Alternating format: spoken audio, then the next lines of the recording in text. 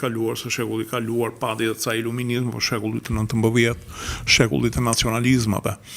Ndërkohë këta janë bërë xhelos sepse neve kemi shpallur, ministri Leshi, Sandër Leshi ka shpallur disa njerëz të cilët kërcënojnë dhe kërkojnë ndryshimin e kufive.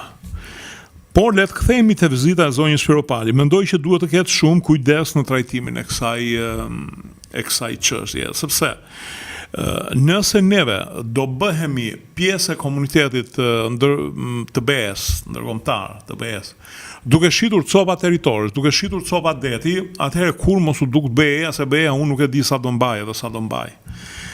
Mos harrojmë që Kosova kanë nënshkruar marrëveshje të cilat heqin copat territorit të saj për Maqedoninë dhe për Malin e Zi.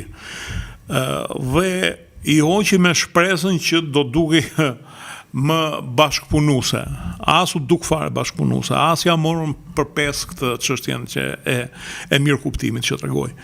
Kështu që edhe ky problemi i detit që kërkojnë grekët në mos u bëft, siç është në interesin e të dyja palëve, kur mos u bëft. Aq më tepër që grekët e kërkojnë sepse flitet që në atë zonë ka rezerva të mëdha hidrokarburesh.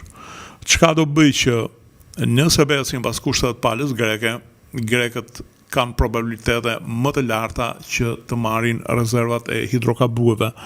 Dhe kanë një problem që duan ta mbyllin këtë sepse shoqëritë e mëdha të naftës nuk hyn kur në shfrytëzimin e territoreve të cilat kontestohen, kërkohen nga dy fuqi që janë prezente në terren.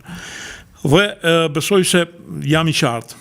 BE-ja kur mos u dukt, në qoftë se neve fillojmë e duhet t'i japim copat tona. Edhe për sa i përket edhe pastaj edhe marrëveshjes së detit, le të ri kështu siç është. Neve 100 sa vjet ashtu siç ka qenë, ashtu le të mbes. Ka disa poshtërsi të mëdha që janë bërë, jo vetëm nga grupi negociatori asaj kohe, po edhe të tjerëve që sot bëjnë filozofin dhe opinionistin, por le t'ja lëm, ndoshta do shkruhet një libër, ose mbase nuk shkruhet kur, sepse zakonisht në Shqipëri historitë e tradhtarëve kanë gjithmonë një 50% të popullsisë që i mendon si heronj. Dhe kjo ka bërë që neve mos kemi standarde kombëtare, duke mos pasur standarde morale dhe politike në lidhje me çështjen e kombit, nuk kemi edhe ndërgjegje të lartë kombëtare. Si gjithmonë në fund, ju rikujtoj të bëni pjesë e kanaleve tona në YouTube, dritarit të kanalit Rudina Xhunga.